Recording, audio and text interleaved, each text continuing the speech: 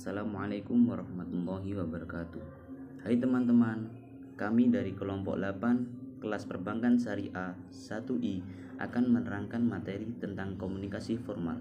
Pasti kalian ingin tahu apa sih komunikasi formal itu dan apa kegunaannya. Untuk itu, simak beberapa materi berikut ini.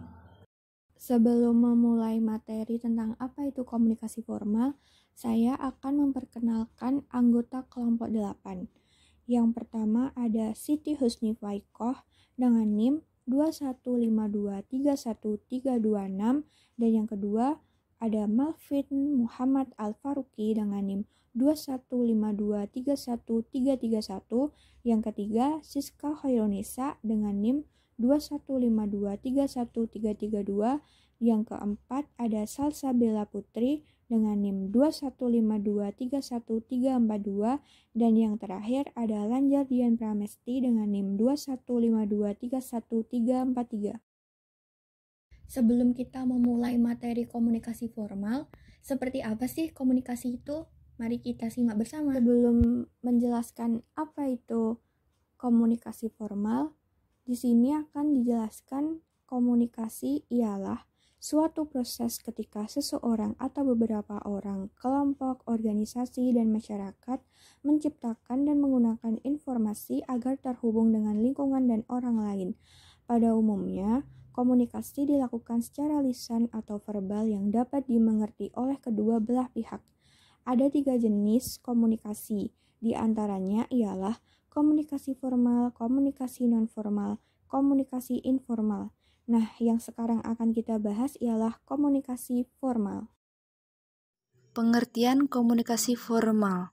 Komunikasi formal adalah suatu komunikasi yang bersifat resmi dan biasanya dilakukan oleh orang dalam lembaga secara struktural organisasi, menggunakan bahasa yang formal, baik sesuai dengan aturan bahasa Indonesia.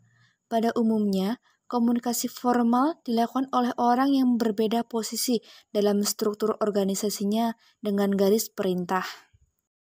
Struktur komunikasi formal. Di dalam komunikasi formal, umumnya sangat memperhatikan struktur pesan yang disampaikan. Meskipun sangat penting bagi organisasi besar, namun dampak saluran komunikasi formal kurang menguntungkan dari sudut pandang individual maupun organisasi. Pada umumnya, komunikasi yang digunakan dalam situasi yang resmi dan sudah direncanakan terlebih dahulu. Ada 3 struktur dalam komunikasi formal. Yang pertama yaitu komunikasi ke bawah atau downward communication. Biasanya dilakukan oleh pimpinan kepada bawahan atau para anggota organisasi untuk memberikan pengarahan. Yang kedua, komunikasi ke atas, upward communication. Pesan yang mengalir dari bawah ke atas, yaitu pesan dari anggota organisasi atau bawahan kepada pimpinan untuk memberikan masukan dan saran. 3. Komunikasi horizontal, horizontal communication. Komunikasi yang terjadi atas kehendak diri sendiri di antara anggota tanpa memperhatikan kedudukan. Fungsi penting sistem komunikasi formal menurut Lily Wery, yaitu A. Komunikasi formal terbentuk sebagai fasilitas untuk mengkoordinir kegiatan, pembagian kerja dalam organisasi. B. Hubungan formal secara langsung hanya meliputi hubungan antara atasan dengan bawahan. Titik komunikasi langsung seperti ini memungkinkan dua pihak berpartisipasi umpan balik dengan cepat. C. Komunikasi formal memungkinkan anggota dapat mengurangi atau menekan waktu yang akan terbuang. D. Komunikasi formal menekankan terutama pada dukungan yang penuh dan kuat dari kekuasaan melalui struktur dan hierarkis. Adapun ciri-ciri komunikasi formal yaitu sebagai berikut. Yang pertama, arus komunikasi ke bawah lebih banyak daripada ke atas. Berarti prakarsa mengadakan komunikasi lebih banyak dari atas, pimpinan. Yang kedua, tujuan komunikasi terkait dengan kepentingan dinas. Yang ketiga, Cara penyampaian pesan lebih banyak tertulis ataupun dalam rapat resmi. Selanjutnya adalah peran komunikasi formal. Komunikasi ini dijalankan dalam situasi formal atau resmi, seperti pertemuan resmi, meeting pembahasan proyek. Semua itu menggunakan bahasa yang baik dan benar. Komunikasi email pun sering bersifat formal dan menggunakan bahasa formal, terutama dalam konteks profesi. Selanjutnya, ada beberapa keterbatasan komunikasi formal. Yang pertama, keterbatasan untuk masuk ke dalam proses pengambilan keputusan. Yang kedua, banyak jalur yang harus dilalui untuk dapat berkomunikasi secara langsung dengan manajer puncak. Yang ketiga, gagasan yang jitu dari bawah harus melalui manajer tingkat bawah, lalu manajer tingkat menengah sebelum sampai ke manajer puncak. Yang keempat, distorsi pesan.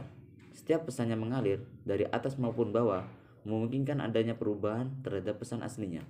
Yang kelima, adanya perasaan canggung saat berkomunikasi terjalin. Dalam lingkup berkomunikasi formal, maka komunikasi berjalan antara bawahan ataupun atasan, ataupun sebaliknya. Pastinya dalam komunikasi ini seringkali terdapat perasaan canggung yang lebih disebabkan karena adanya batasan ataupun juga perbedaan rentan jabatan. Contoh komunikasi formal. 1. Komunikasi antar karyawan. Polanya adalah komunikasi secara horizontal di mana seorang karyawan berkomunikasi dengan sesama untuk mendiskusikan masalah kerja. 2. Komunikasi antar manajer.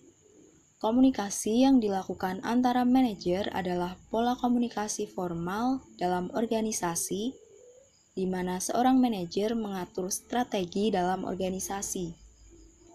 3. Komunikasi antara karyawan dengan manajer. Komunikasi ini dapat terjadi dalam diskusi organisasi. Komunikasi ini dilakukan dengan bahasa yang baik.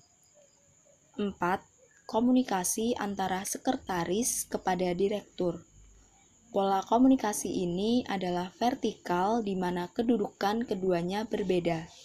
Komunikasi formal ini sering terjadi sebab peran sekretaris sebagai asisten direktur. 5. Komunikasi antar direktur. Pola komunikasi ini formal secara horizontal di mana sama direktur berkomunikasi untuk membahas suatu peraturan dalam organisasi, prosedur pekerjaan, dan lainnya. 6. Komunikasi antar divisi. Setiap organisasi memiliki divisi atas beberapa bagian yang bertanggung jawab pekerjaan kepada atasannya.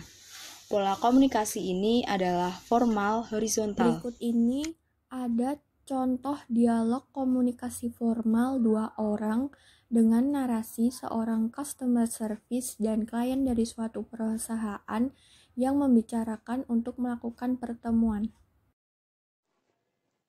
Halo, selamat sore. Halo, saya Salsa. Bisa bicara dengan manajer perusahaan ini? Maaf, manajer perusahaan sedang mengadakan rapat. Ada yang bisa saya bantu? Saya ingin membahas tentang kesepakatan kerjasama. Apakah Ibu sebelumnya sudah membuat janji? Kalau belum, silahkan melakukan janji terlebih dahulu. Kemarin saya sudah menghubungi beliau, namun tidak ada respon. Mohon maaf, perusahaan kami kebetulan sedang banyak acara. Kemungkinan kami kurang bisa merespon Ibu dengan baik. Apa bisa saya bertemu dengan manajer pekan depan? Baik, Bu, saya akan membuat jadwal untuk bertemu selanjutnya dengan manajer kami pekan depan. Apa ada pesan lain yang ingin disampaikan? Saya rasa sudah cukup. Tolong sampaikan saja kepada manajer perusahaan ini bahwa ada klien yang menemui dan ingin reschedule pertemuan di pekan depan. Baik, Bu, akan saya sampaikan. Terima kasih dan mohon maaf atas ketidaknyamanannya.